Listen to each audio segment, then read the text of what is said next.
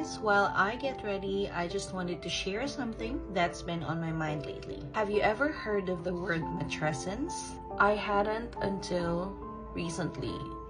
So it's basically the process of becoming a mother, not just physically, but emotionally, mentally, everything. And I feel like nobody really talks about it that much, but it's such a real thing. Because you're not just taking care of a baby, you're also trying to understand this new version of yourself. Alam mo yung feeling na, sino na ba ako ngayon?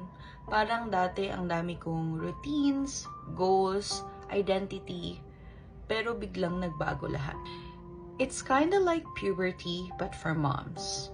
You change in ways you didn't expect, and sometimes you miss your old self, and that's okay.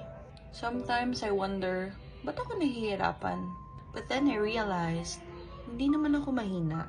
I'm just a mom na dumadaan sa matrescence, and I get stronger every day. So if you've been feeling lost, tired, or just not yourself lately, please know that you're not alone and you're not doing it wrong.